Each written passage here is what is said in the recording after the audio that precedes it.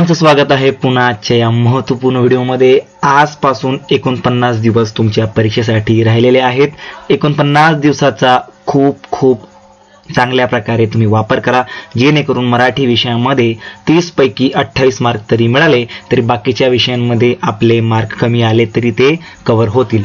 तर आजचा हा आपला 5वा क्लास आहे मोस्ट इम्पॉर्टंट क्वेश्चनचा। सुरू करूया। मागच्या व्हिडिओला आपण भरभरून प्रतिसाद दिलेलाच आहे, या व्हिडिओला सुद्धा द्या। व्हिडिओ शेवटपर्यंत बघा। फक्त 10 महत्त्वाचे क्वेश्चन घेणार आहोत, जास्त मोठा काही व्हिडिओ होणार नाहीये। तर कमेंट बॉक्समध्ये मला आपला स्कोर टाकायचा आहे की सर मला या व्हिडिओमध्ये एवढे मार्क्स मिळाले आहेत। तत्पूर्वी आपण जर चॅनलला सबस्क्राइब केलं नसेल तर चॅनलला सबस्क्राइब करा, बेल आयकॉन दाबून ठेवा आणि व्हिडिओला लाईक करा, कारण आपण या व्हिडिओला 5000 लाईकचं टार्गेट केलंय। किती? 5000 लाईकचं टार्गेट। पहिल्या व्हिडिओला 1000 होते, दुसऱ्या व्हिडिओला 2000 लाईक्स मिळाले, आता या व्हिडिओला आपल्याला 5000 द्यायचे आहेत। चला सुरू करूया। पहिला प्रश्न, व्याकरण शिकवण्यासाठी पुढीलपैकी कोणती पद्धत परिणामकारक ठरेल? व्याकरण शिकवण्यासाठी पुढीलपैकी कोणती पद्धत परिणामकारक ठरेल? पर्यायांकडे जाऊया। व्याकरणाचे नियम सांगणे आणि उदाहरणे देणे, भाषांतर करताना व्याकरणाचे नियम सांगणे, व्याकरणाच्या पुस्तकाच्या आधारे व्याकरण शिकवणे की संदर्भ देऊन व्याकरणाच्या नियमांचा उलगडा करून दाखवणे। आपण स्क्रीन पॉज करायची आहे आणि स्क्रीन पॉज करून कमेंट बॉक्समध्ये आपलं उत्तर द्यायचं आहे, जेणेकरून मी उत्तर जेव्हा सांगेल, मी जेव्हा स्पष्टीकरण देईल तेव्हा तुम्हाला ते जुळवून बघायचं आहे की तुम्ही विचार केलेला लॉजिक आणि तुम्ही विचार केलेला उत्तर बरोबर आहे का। जाऊया उत्तराकडे। ठीक आहे, तर आपलं उत्तर बघा। व्याकरण शिकवण्यासाठी, समजा आपला हा प्रश्न झाला आणि उत्तर आहे संदर्भ देऊन व्याकरणाच्या नियमांचा उलगडा करून दाखवणे। आता स्पष्टीकरण जर बघितलं आपण, त्याचं स्पष्टीकरण आहे व्याकरण हे वेगळे पाठ करून शिकवले तर मुले लगेच विसरतात। काय सांगितलं बघा, स्पष्टीकरण बघा, असं स्पष्टीकरण आपल्याला कुठेच मिळणार नाही। स्पष्टीकरण काय म्हणते, एक सेकंड फक्त। हा ओके, स्पष्टीकरण काय म्हणते की व्याकरण हे वेगळे पाठ करून शिकवले तर मुले लगेच विसरतात। म्हणजे आपण व्याकरण हे जर स्पेशली वेगळं तास घेऊन जर शिकवलं तर मुले लगेच विसरतात। जेव्हा शिक्षक एखादी गोष्ट, कथा किंवा संभाषणाच्या संदर्भातून उदाहरण देतात तेव्हा मुलं स्वतःच निरीक्षण करून नियम शोधतात। आपण जेव्हा एखादी गोष्ट शिकवतोय मुलांना, एखादा धडा शिकवतोय किंवा एखादं संभाषण सुरू आहे आणि तेव्हा जर आपण मुलांना उदाहरण देऊ, त्या संभाषणाच्या संदर्भातून जर उदाहरण दिले तर मुलं स्वतःचं निरीक्षण करून नियम शोधतात। यामुळे नियम समजून घेतला जातो, फक्त घोकला जात नाही आणि तो दीर्घकाळ लक्षात राहतो। यालाच उद्गामी पद्धत म्हणतात। काय म्हणतात? उद्गामी पद्धत म्हणतात। प्रश्न क्रमांक 1 चं उत्तर आपलं पर्याय क्रमांक 4 आहे। ज्याचं जास्त उत्तर बरोबर आले असेल त्याने कमेंट करून सांगायचं आहे। पुढचा प्रश्न, सामाजिक आदान प्रदान या कल्पनेचा संबंध कोणाशी आहे? सामाजिक आदान प्रदान या कल्पनेचा संबंध कोणाशी आहे? पहिलं पर्याय Panini, Skinner, Vygotsky, Kohlberg. Panini, Skinner, Vygotsky, Kohlberg. आपल्याला कोणता संबंध, आदान प्रदान या कल्पनेचा संबंध कोणाशी आहे ते आपल्याला बघायचंय। स्क्रीन पॉज करून, व्हिडिओ पॉज करून आपण कमेंट बॉक्समध्ये उत्तर द्यायचंय। जाऊया आपण आपल्या स्पष्टीकरणाकडे, उत्तराकडे। तर आपलं पर्याय आहे पर्याय क्रमांक 3 वायगोत्स्की। तर स्पष्टीकरण जर बघितलं तर वायगोत्स्कीच्या मते मूल हे एकट्याने नाही तर इतरांशी बोलून, खेळून आणि समाजात वावरून शिकते। भाषा आणि विचार यांचा विकास सामाजिक संवादातून होतो। त्यांनी ZPD म्हणजे मदतीने शिकण्याची पातळी ही संकल्पना मांडली, जिथे मोठ्या व्यक्तीच्या किंवा मित्राच्या मदतीने मुलं पुढचे ज्ञान आत्मसात करतात। बघा, स्पष्टीकरण खूप जबरदस्त दिलेलं आहे मी, तुम्ही तो पॉज करून स्क्रीनशॉट काढून ठेवा, जेणेकरून तुम्हाला त्याच्यातून खूप साऱ्या संकल्पना क्लिअर होतील। फक्त एकच प्रश्न नाही तर त्याच्या संबंधी अनेक प्रश्न तुमचे क्लिअर होत जातील। पुढचा प्रश्न, भाषा आत्मसात करताना पुढीलपैकी कोणती बाब मुलांना मदतरूप ठरते? भाषा आत्मसात करताना पुढीलपैकी कोणती बाब मुलांना मदतरूप ठरते? बोलण्याची फारसी संधी नसलेले कौटुंबिक वातावरण, परस्परांशी संभाषण करणाऱ्या घरातील मोठ्या माणसांचे सानिध्य, मुलाला योग्य वाक्य आणि उच्चार यांची पुनरावृत्ती करण्यास सांगणे आणि इतर मुलांसोबत खेळणे। आता कोणती बाब आपल्याला मुलांना मदतरूप ठरते असं विचारलंय? जाऊया उत्तराकडे. तर पर्याय क्रमांक 4 इतर मुलांसोबत खेळणे. आता स्पष्टीकरण जर बघितलं तर इतर मुलांसोबत खेळताना मुलांना कोणत्याही दडपणाशिवाय भाषा वापरावी लागते. जर लहान मुलं एकमेकांसोबत खेळत असतील तर त्यांना कोणतं दडपण नसतं, कोणतेच नियम नसतात, ते बिनधास्त आपली भाषा वापरतात. खेळात नियम समजावून सांगणे, भांडण करणे, मनधरणी करणे अशा नैसर्गिक परिस्थितीत भाषा आपोआप शिकली जाते. यातून अर्थासाठी वाटाघाटी करण्याची क्षमता आणि आत्मविश्वास दोन्ही वाढतात, जे पुनरावृत्ती करून शिकण्यापेक्षा जास्त प्रभावी आहेत. बघा, मुलं जेव्हा लहान असतात तर ते आपल्या मित्रांसोबत जेव्हा खेळतात तर त्यांना व्याकरणाचे नियम वगैरे काहीच नसतं, त्यांच्यावर काही दडपण नसतं.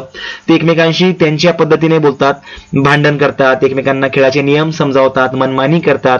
नैसर्गिक परिस्थितीमध्ये ते भाषा एकमेकांना शिकवतात. आणि काय होतं मग, जर एखादा विद्यार्थी अशा भाषेत बोलत असेल की ती दुसऱ्याला समजत नसेल तर तो जास्त प्रयत्न करतो की हा नेमकं काय बोलण्याचा प्रयत्न करतोय.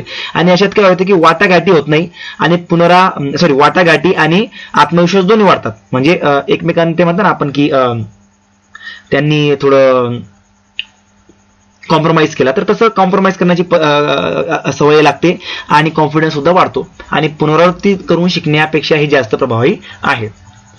व्हिडिओला आतापर्यंत लाईक केलं नसेल तर प्लीज लाईक करा. तुम्ही व्हिडिओला लाईक केलं तर काय होतं की हा व्हिडिओ जास्त लोकांपर्यंत पोहोचतो, बाकी दुसरा काहीच फायदा नाही आहे.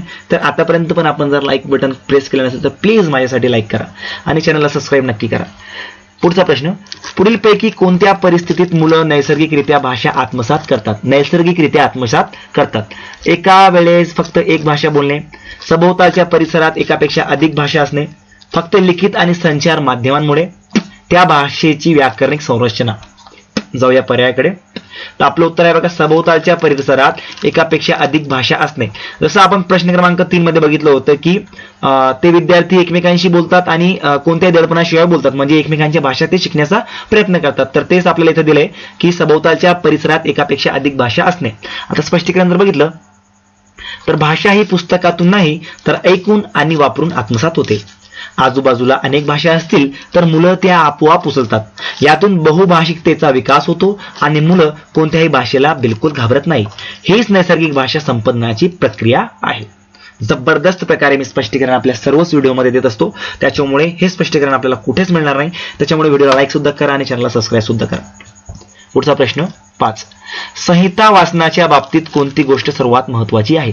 संहिता वाचनाच्या बाबतीत सर्वात जास्त महत्वाची गोष्ट कोणती असं आपल्याला इथं विचारलंय. पर्याय क्रमांक 1 संहितेतील प्रत्येक शब्द वाचणे, विरामचिन्हांवर भर देणे, संहितेचा अर्थ लावणे की योग्य उच्चारणासह मोठ्याने वाचणे. स्क्रीन पॉज करायची आणि उत्तर कमेंट बॉक्समध्ये द्यायचंय. जाऊया उत्तराकडे. तर आपलं उत्तर आहे बघा, संहिता वाचनाच्या बाबतीत आपला बरोबर उत्तर आहे संहितेचा अर्थ लावणे. स्पष्टीकरण जर बघितलं तर मोठ्याने वाचणे किंवा प्रत्येक शब्द बरोबर वाचणे हे फक्त तंत्र आहे. खरा वाचनाचा उद्देश म्हणजे लेखकाला काय सांगायचे आहे हे समजून घेणे. जर अर्थ समजला नाही तर वाचन हे फक्त ध्वनी काढण्यापुरते मर्यादित राहते, त्याला खरे वाचन म्हणता येणार नाही. ठीक आहे. प्रश्न क्रमांक 5चं आपण स्पष्टीकरण इथं दिलं आहे. पुढचा प्रश्न क्रमांक 6, पुढीलपैकी कोणते भाषा शिक्षणाचे उद्दिष्ट नाही? उद्दिष्ट नाही. आता हे तर बघून घ्या, उद्दिष्ट नाही विचारलंय आपल्याला, उद्दिष्ट आहे असं नाही विचारलंय. पर्याय वाचूया. समजून वाचण्याची क्षमता, प्रयत्नपूर्वक विचार मांडणे, जे ऐकलं ते समजण्याची क्षमता की सुसंगत लेखन कौशल्य विकास. स्क्रीन पॉज करून आपण उत्तर दिलंच असेल. जाऊया आपण उत्तराकडे. तर आपलं उत्तर आहे प्रयत्नपूर्वक विचार मांडणे. स्पष्टीकरण जर बघितलं तर भाषा शिक्षणाची 4 मुख्य उद्दिष्ट आहेत. कोणती कोणती? ऐकणे, बोलणे, वाचणे आणि लिहिणे या क्षमतांचा विकास. समजून वाचणे, ऐकलेले समजणे आणि सुसंगत लिहिणे हे तीनही या उद्दिष्टात येतात. पण प्रयत्नपूर्वक विचार मांडणे हे भाषा शिक्षणाचे थेट उद्दिष्ट नाही, ते इतर विषयांशी संबंधित आहे. त्याच्यामुळे आपला पर्याय क्रमांक 2 हा बरोबर इथं असणार आहे. 7 प्रश्न, ध्वनिशास्त्रीय जागरूकतेचा संबंध कोणाशी आहे? ध्वनिशास्त्रीय जागरूकतेचा संबंध कोणाशी आहे? श्रवण क्षमतेशी, संभाषण क्षमतेशी, वाचन क्षमतेशी की लेखन क्षमतेशी? जाऊया उत्तरांकडे. तर आपलं उत्तर आहे ध्वनिशास्त्रीय जागृतीचा संबंध हा वाचन क्षमतेशी आहे. स्पष्टीकरण जर बघितलं तर ध्वनिशास्त्रीय जागरूकता म्हणजे शब्दातील लहान लहान ध्वनी ओळखणे, तोडणे आणि जोडणे. ही क्षमता आली की मुलं अक्षर आणि ध्वनी यांचा संबंध लावू शकतात. यामुळे सुरुवातीला अडखळत वाचणारे मुलं नंतर प्रवाही वाचायला लागतात, म्हणून याचा थेट संबंध वाचनाशी आहे. ठीक आहे. पुढचा प्रश्न, नाओम चॉम्स्कीच्या मते भाषेच्या संदर्भात कोणती गोष्ट मुलांमध्ये जन्मता असते? आत्मसात करणे, अनुकरण करणे, रूपांतरण करणे की अनुवाद करणे? जाऊया उत्तराकडे. तर आपलं उत्तर आहे पर्याय क्रमांक 1, आत्मसात करणे. हा प्रश्न खूप वेळेस येतो आणि मागच्या व्हिडिओमध्ये, मागच्या प्रश्नपत्रिकांमध्ये सुद्धा हा मी कव्हर केलेला आहे. स्पष्टीकरण बघूया. चॉम्स्की म्हणतात की प्रत्येक मूल मेंदूमध्ये भाषेचे एक यंत्र घेऊनच जन्माला येतात, ज्याला LED म्हणतात. त्यामुळे मुलं कोणतीही भाषा फक्त ऐकून आत्मसात करू शकतो. अनुकरण किंवा अनुवाद या नंतर शिकलेल्या गोष्टी आहेत, पण आत्मसात करण्याची क्षमता ही जन्मजात आहे. त्याच्यामुळे पर्याय क्रमांक 1 हे आपलं उत्तर बरोबर इथं असणार आहे. पुढचा प्रश्न क्रमांक 9, भाषिक कौशल्य कशा प्रकारे शिकवले गेले पाहिजे? अनुकरणातून, एकाकीपणे, सविस्तरपणे समजावून की समग्रपणे शिकून? स्क्रीन पॉज करून आपण उत्तर द्यायचं आहे. जाऊया आपण उत्तराकडे. तर आपलं उत्तर आहे बघा पर्याय क्रमांक 4, समग्रपणे शिकून. ऐकणे, बोलणे, वाचणे आणि लिहिणे ही चारही कौशल्ये एकमेकांशी जोडलेली आहेत. एका कथेवर आपण श्रवण करू शकतो, त्यावर चर्चा करून संभाषण करू शकतो, ती वाचू शकतो आणि शेवटी त्यावर लिहू शकतो. अशी एकात्मिक पद्धत वापरली तर भाषा अधिक चांगली शिकली जाते, वेगवेगळे तास घेऊन नाही. त्याच्यामुळे पर्याय क्रमांक 4, समग्रपणे शिकून. आता पण सर्वांना विनंती आहे, व्हिडिओला लाईक केलं नसेल तर व्हिडिओला लाईक करा, चॅनलला सबस्क्राईब करा, कारण अजून सुद्धा आपल्याला 49 दिवस सोबत मिळून अभ्यास करायचा आहे परीक्षेमध्ये. त्याच्यानंतर तुम्ही एकदा पास झाले तर मग आपला संबंध काही जास्त येणार नाही, पण तरी या 49 दिवसांसाठी का असे ना, प्लीज चॅनलला सबस्क्राईब करा. पुढचा प्रश्न आणि शेवटचा प्रश्न आजचा, शिक्षिका मुलांना चित्र काढणे आणि रंग भरण्यास प्रवृत्त करते, यातून ती काय साध्य करू इच्छिते? वर्गात शांतता राखण्यासाठी मुलांना कामाला लावणे, क्रियात्मक क्षमता म्हणजेच मोटर स्किल विकसित करणे, उदयमान बाल कलावंतांना संधी देणे की मुलांना निर्युक्त कार्यात सहभागी करणे? जाऊया उत्तराकडे. तर आपलं उत्तर आहे पर्याय क्रमांक 2, क्रियात्मक क्षमता म्हणजेच मोटर स्किल विकसित करणे. हा प्रश्न सुद्धा खूप वेळेस येतो आणि आलेला आहे. स्पष्टीकरण जर बघितलं तर चित्र काढणे आणि रंग भरणे हे फक्त टाइमपास नाही, यातून हाताच्या बोटांचे छोटे स्नायू मजबूत होतात, हात डोळा समन्वय सुधारतो आणि पेन्सिल पकडण्याची पकड घट्ट होते. ही सगळी तयारी पुढे चांगले अक्षर लेखन करण्यासाठी अत्यंत आवश्यक असते. बघा किती जबरदस्त स्पष्टीकरण आपण इथं घेऊन येतोय. तर अशा प्रकारे आजच्या आपल्या व्हिडिओमध्ये आपण 10 प्रश्न घेतलेले आहेत. कमेंट बॉक्समध्ये आपण सांगायचं की सर माझे 10 पैकी 10 स्कोर पूर्ण कंप्लीट आला. ज्याचा पण हा स्कोर पूर्ण असेल त्याचं कमेंट मी पिन करणार आहे. आणि शेवटी पुन्हा एकदा विनंती की चॅनलला सबस्क्राईब करा. स्क्रीनवर आपल्याला 4 व्हिडिओ दिसत असतील, पार्ट 1, पार्ट 2, पार्ट 3 आणि पार्ट 4 या सिरीज मधले. आतापर्यंत सुद्धा आपण ते बघितले नसेल तर बघून घ्या, जेणेकरून तुमच्या ज्ञानामध्ये अजून भर पडेल आणि तुमचे मार्क पण निश्चित वाढतील. ठीक आहे, पुन्हा दुपारी भेटूया नेक्स्ट व्हिडिओमध्ये. थँक्यू.